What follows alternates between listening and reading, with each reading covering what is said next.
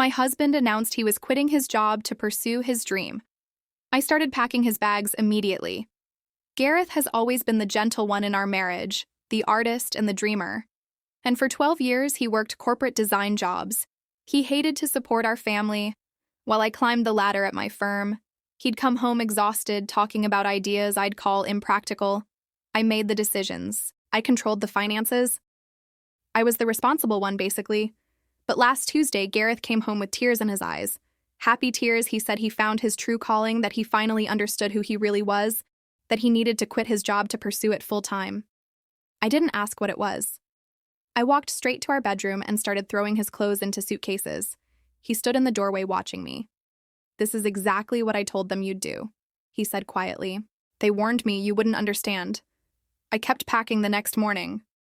Gareth told our kids about his calling community. Our 8-year-old daughter asked what it meant, he explained. It was a place where people help each other become their authentic self. Both kids got excited, seeing Dad so happy for once.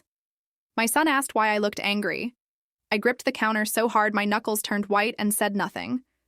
I knew the meeting location at the community center, downtown. So Tuesday night, I drove there and walked into that circle of strangers and demanded Gareth leave. "This group is dangerous," I said, "and extremely predatory." The leader, a calm woman with kind eyes, asked me to explain what made them dangerous. I couldn't even begin to explain. "You don't understand." I finally managed. A man in the circle spoke up. My wife didn't understand either at first. Now she's my biggest supporter. Gareth refused to leave, but I begged, "Please, Gareth, not this anything, but..." "Then tell them," Gareth said, "tell everyone what you're so afraid of." I couldn't, it was all way too much. So I just ran the next day. I called our kids' school, told the counselor Gareth was having a mental health crisis and shouldn't pick up the children alone. The counselor asked for specifics. "I can't explain," I said, hearing how crazy I sounded. "You just have to trust me." She suggested I might be the one who needed support. A few hours later, Gareth's best friend called me screaming, saying I was sabotaging Gareth's happiness like I always did. I almost told him, "You don't understand what he wants to do to himself." But my voice caught. I hung up. I called Gareth's parents for help and begged them to come over when they showed up. Gareth looked radiant and confident, and more himself than I'd seen in years. On the hand, I looked insane. His mother kept asking me to simply explain my worries. "I can't," I whispered.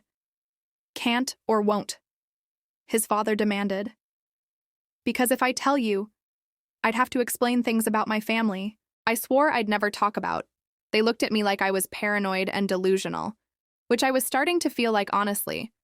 The next day, during my marriage counseling session, I was told my control issues stemmed from unresolved family trauma, that I was punishing Gareth for something he didn't do. She had no idea what she was saying, and I didn't want to correct her.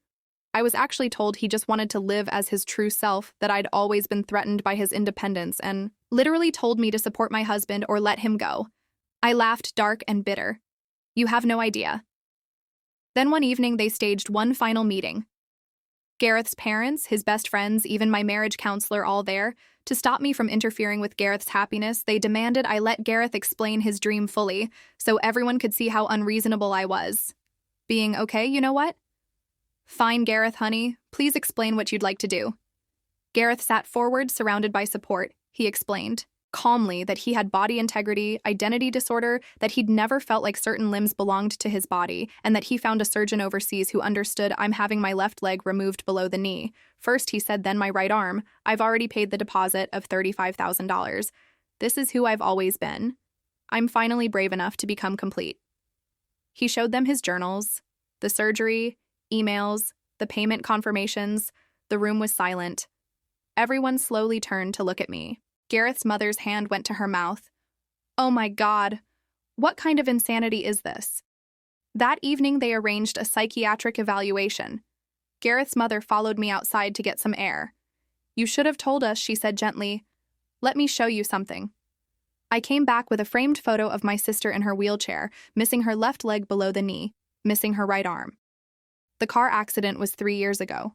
The exact limbs Gareth wants removed. They had an affair before our wedding, I said quietly. I caught them, but married him anyway since her accident.